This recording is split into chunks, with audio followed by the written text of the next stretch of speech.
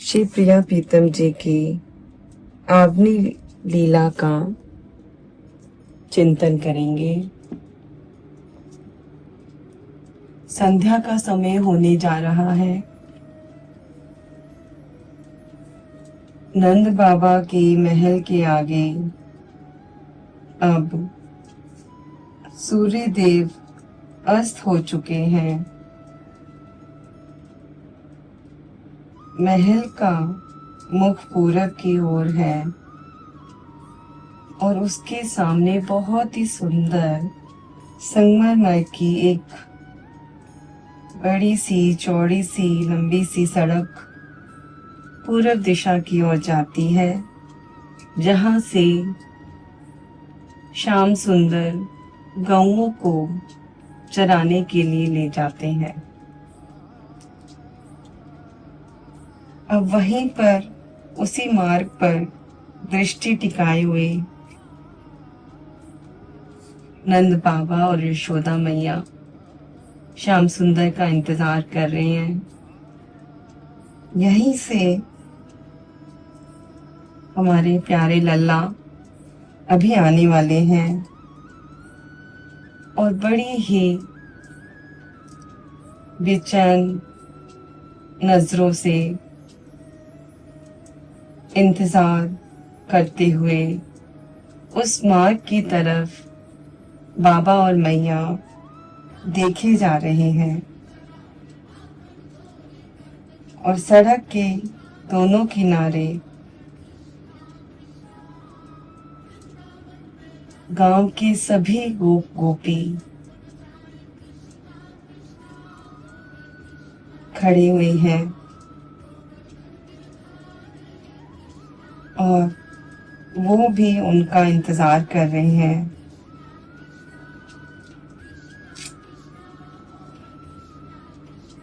सड़क के किनारे दोनों तरफ बहुत सुंदर सुंदर उद्यान है। उसमें बहुत सुंदर फुलवारी हुई है। सड़क के दोनों किनारे पर वृक्ष लगे हुए हैं, अशोक के छोटे बड़े वृक्ष लगे हुए हैं जो छाया दे रहे हैं। और उद्यान में बहुत सुंदर मखमली घास बिछी हुई है। दोनों तरफ सरोवर है सुंदर, जिनमें कमल खिले हुए हैं। बतख तैर रही है, भंवरे कमल का रस चूस रही है। बहुत ही सुंदर दृश्य है। और एक फलांग की दूरी पर नंद महल की श्री राधा रानी जी का महल है। उसी मार्ग पर जब आगे जाते हैं तो श्री राधा रानी का महल आता है।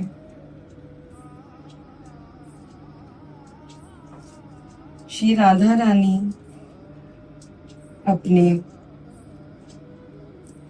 महल की सबसे ऊंची अटारी पर खड़ी हुई हैं।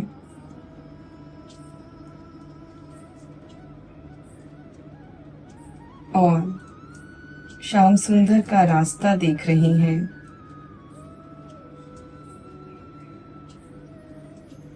महल की अटारियों पर, खिड़कियों पर, द्वारों पर जहां भी किसी की दृष्टि जाती है, वहां पर केवल सखियों के ही दर्शन होते हैं। सभी बड़े बेचैनी से उत्साहपूर्वक कान्हा का इंतजार कर रही हैं। सखियां उचक उचक कर सब देख रही हैं कि हमारा कान्हा आ तो नहीं गया। सड़क के दोनों किनारों पर अशोक के वृक्ष वायु के झोंकों से हिल डोल रहे हैं। वायु आकर उन्हें हिला जाती है और उनकी पवन गोपियों के चुनरी को उड़ा जाती है। संध्या का समय हो चला है तो वायु कुछ तेज गति से प्रवाहित हो रही हैं। गोपियों के लहंगे चुनरियां उड़ रही हैं, केश उड़ रहे हैं और सभी बड़े टकटके लगाए हुए उस मार्ग की तरफ देख रही हैं जहां से कान्हा आने वाले हैं।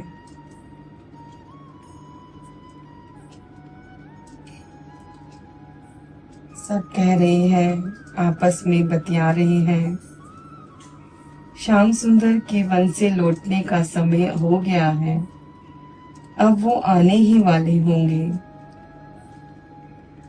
तो जैसे जैसे समय होता जा रहा है, मार्ग में और गोपियों की भीड़ लगती जा रही है। सबके सब दर्शन करने के लिए वहां पर एकत्रित होते जा रहे हैं। गोपियां खूब सज धज कर आई हैं।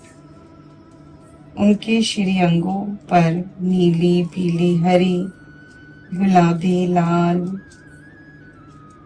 रंगों की अत्यंत सुंदर चुनरियां, घाघरा चोली उन्होंने पहनी हुई है और बहुत सुंदर उससे वातावरण शोभायमान हो रहा है। सब गोपियों के मुखारविंद से अनुराग टपक रहा है। सब इतने प्रेम में भीगी हुई हैं, किसी को भी अपनी सुध बुध नहीं है, कौन उनके साथ खड़ा है, दाएं बाएं उनको देखने की फुर्सत नहीं है। वो तो एक टकटकी लगाए हुए उस मार्ग की तरफ देख रही हैं जहां से प्यारे जो आने वाले हैं। श्री राधा रानी भी श्याम सुंदर जी का इंतजार करते करते अटारी पर टहलने लगती हैं और प्रतीक्षा में महल की सबसे ऊंची अटारी पर जाकर बैठ जाती हैं। वहां पर एक सुंदर सिंहासन बिछा हुआ है और उस पर मखमली गद्देदार आसन भी है बिछा हुआ। उसी पर पैर लटकाकर वो भी पूर्व दिशा की ओर देख रही है। प्रिया जी का हाथ ललिता अपने हाथ में ले लेती है।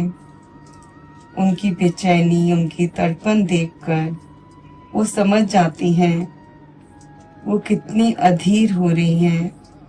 तो उन्हें सांत्वना देने के लिए ललिता एक हाथ से उनका कंधा पकड़ लेती है और दूसरा हाथ अपने हाथ में ले लेती है और उन्हें अपने हाथ से सहलाने लगती है, जैसे मौन में कह रही हूं कि अभी श्याम सुंदर आ जाएंगे, अभी श्याम सुंदर आ जाएंगे।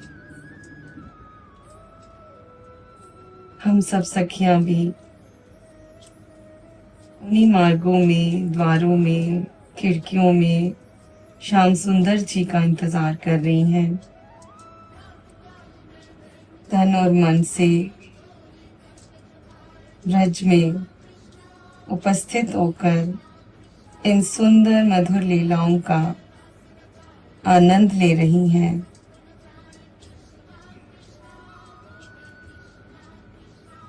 श्री राधा रानी के पास ही एक सुंदर आसन बिछा हुआ है। उस पर कुछ सखियां बैठी हुई हैं और रूप मंजरी के हाथ में नीले रंग के रुमाल हैं, जिससे वह प्रिया जी के पैरों के तलवों को, चरणों को बैठी हुई सहला रही हैं, जिससे प्रिया जी के मन में जो उद्वेग उत्पन्न हो रहा है उनको कहीं थोड़ी सी सांत्वना मिले। सभी सखियां उनकी तरफ निहार रही हैं और उनकी अधीरता को कम करने के लिए उनके पास बैठी हुई उनको लाड़ लड़ा रही है। लवंग मंजरी सोने के पनबट्टे पर पान रखकर बीड़ा तैयार कर रही हैं। अनंग मंजरी नीले रेशमी वस्त्र का बना हुआ पंखा हाथ में लेकर श्री प्रिया जी को हवा कर रही हैं।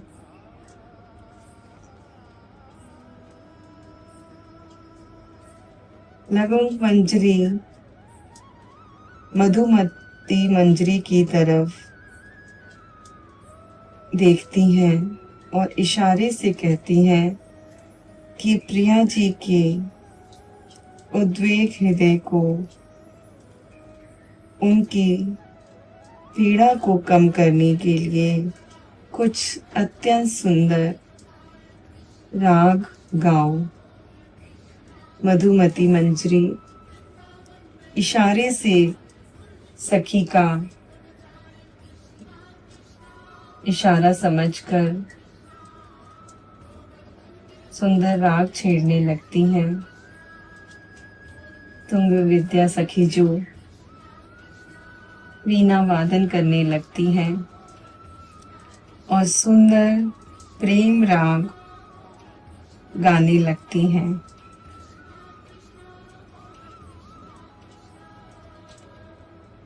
जैसे ही राग समाप्त होता है पूर्व की तरफ अत्यंत मधुर स्वर में मुरली सुनाई देने लगती है। मुरली की धुन सुनकर श्री प्रिया जी आसन से खड़ी हो जाती हैं और आगे की तरफ आ जाती हैं और बड़ी व्याकुलता से उस तरफ देखने लग जाती हैं। उनकी व्याकुल भरी दृष्टि उनको इतना बेचैन कर रही है और उनकी हृदय की गति बढ़ जाती है। सर्वप्रथम तो कुछ गैया वहां से आती हुई दिखती हैं। सुंदर सुंदर गैया कूदती हुई आ रही हैं। गैया का सुंदर श्रृंगार हुआ है। उनके हल्दी चंदन कुमकुम से सिंग मड़े हुए हैं। माथे पे तिलक, गले में घंटी और चरणों में घुंघरू बंधे हुए हैं। जब वो उछल उछल कर दौड़ती हुई नंद भवन की तरफ जा रही है तो उनकी घंटी की आवाज बहुत मधुर लग रही है और उनके पैरों से उठती हुई धूल पूरे वातावरण में छा जाती है। कुछ भी स्पष्ट दिखाई नहीं दे रहा उस धूल के कारण। केवल श्याम सुंदर की वंशी की धुन सुनाई दे रही है, जिससे ये ज्ञात हो रहा है सभी को कि श्याम सुंदर जी बस आने ही वाले हैं। संग में उनके ग्वाल सखाओं की मंडली है। उनमें से कोई छिमछिमियां बजा रहा है, कोई खंजरी बजा रहा है, तथा कोई ताली देते हुए नाचता आ रहा है।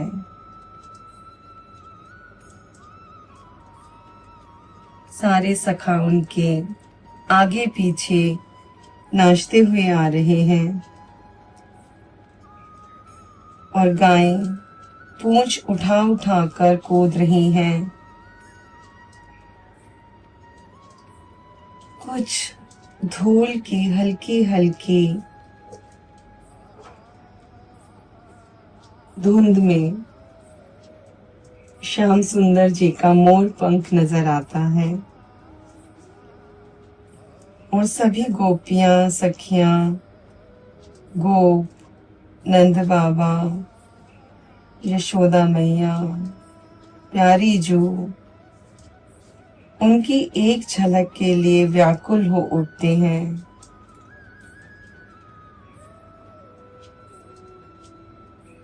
और जो मार्ग में गोपियां खड़ी हैं वो अपने हाथों से गैयों को छू छू कर शांत कर रही हैं कि तुम शांत हो जाओ, हमें कान्हा की मुरली का आनंद लेने दो। उनका ऐसा सुंदर भाव देखकर गैया शांत हो जाती हैं और धीरे धीरे नंद भवन की तरफ बढ़ने लगती हैं। जैसे जैसे गैया आगे बढ़ती हैं, गोपियों की टोली पीछे होती जा रही है।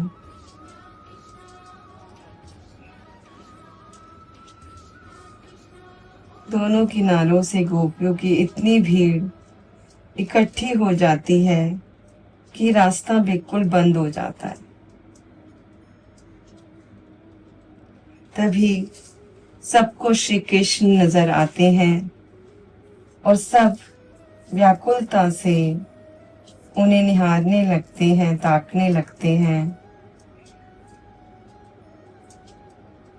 और श्री कृष्ण कभी आगे ताकते हैं, कभी दाएं, कभी पीछे, कभी ऊपर अटारी की तरफ प्यारी जू को निहारते हैं और मुस्कुराकर सबको प्रेम से देखते हैं और अपने तिरछे चितवन से सभी का हृदय मोह लेते हैं। सभी श्याम सुंदर को देखकर उनकी तरफ बढ़ती हैं और श्री राधा रानी ऊपर अटारी से एक टक अपने हृदय को थामे श्याम सुंदर को देख रही हैं कि वो मुझे एक टक एक बार तो देख ले, मुड़कर मुझे निहार तो ले। मैंने उनके लिए कितना सुंदर श्रृंगार किया है। हवा में तैरता हुआ उनका ये सुंदर भाव श्री कृष्ण के हृदय में पहुंचता है और तुरंत ही वह अटारी की तरफ देखने लगते हैं। जैसे समय रुक जाता है, सब शांत हो जाता है, कोई शोर नहीं सुनाई दे रहा। अब केवल श्याम सुंदर श्री राधा रानी को निहार रहे हैं और श्री राधा रानी श्याम सुंदर को देख रही हैं।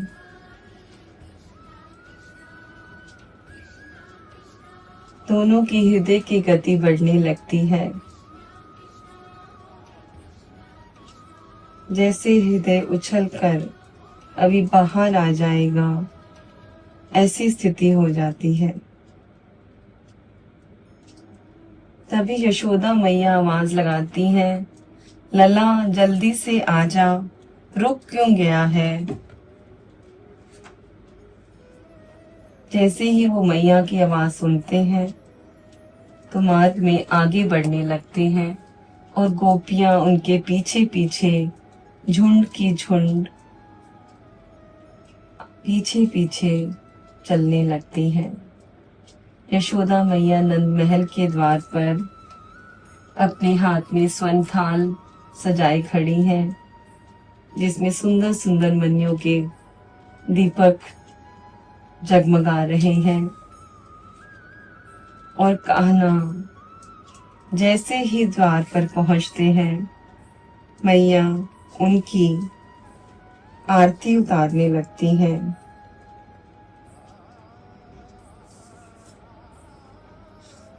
और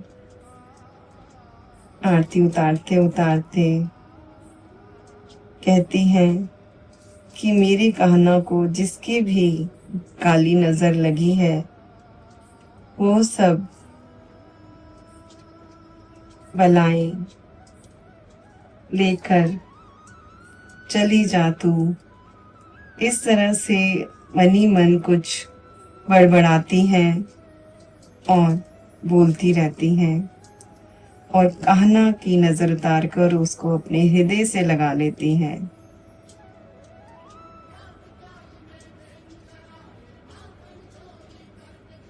और खूब सारी गोपियां जैसे उधर खड़ी हुई हैं, और गोप सखा भी जो कृष्ण के संग गए थे, वो भी कान्हा के संग खड़े हैं। गोपियां इतनी भावुक हो जाती हैं कि श्याम सुंदर का पीताम्बर पकड़ लेती हैं, कोई छोर पकड़ लेती है, कोई दूसरा। श्याम सुंदर उस पीताम्बर को छुड़ाने की चेष्टा करते हैं, पर वो छोड़ती नहीं है। मैया जैसे ही देखती हैं तो गोपियों की भीड़ पर एकदम से बोलती हैं, जाओ तुम, अब सब जाओ अपने घर, जाकर अपने घर का काम करो, अब कान्हा का पीछा छोड़ दो। अब कान्हा आराम करेगा। और उसे एक सुंदर खाट पर बिठा देती हैं। फिर मैया बंटे की थाली लेकर आती हैं और सभी सखाओं को, कान्हा को अपने हाथ से बंटा खिलाती हैं। नंद बाबा चारपाई पे बैठे हुए सब देख रहे हैं। मैया का दुलार, कैसे मैया उनको दुलार रही है। और सारी गैया को इशारा करते हैं, तुम गौशाला में जाओ, तुम्हारे लिए वहां पर चारा है। सभी जैसे इशारा समझ जाती है नंद बाबा का, और गैया सारी गौशाला में चली जाती हैं।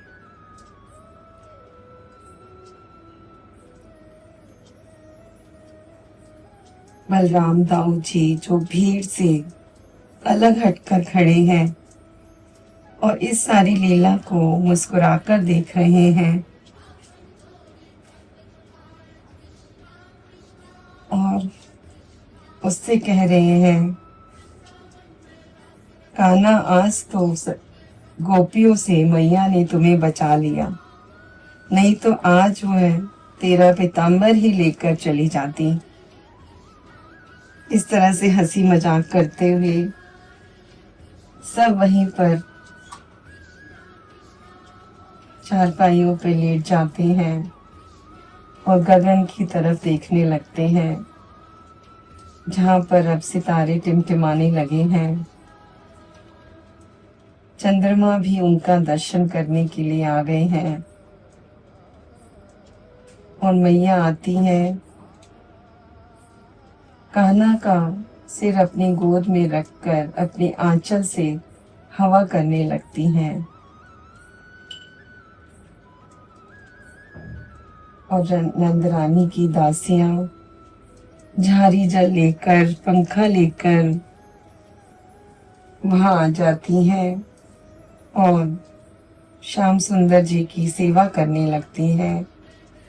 कोई उनके चरण दबा रही है, कोई उनको जल पिला रही है, कोई उनके हाथ दबा रही है, सब उनको लाड लड़ा रहे हैं।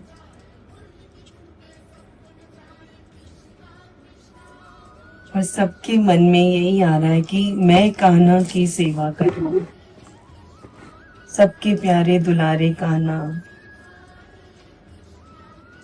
और सबको सुख देते हुए इस सुंदर लीला को हम आज यहाँ पर विश्राम देते हैं।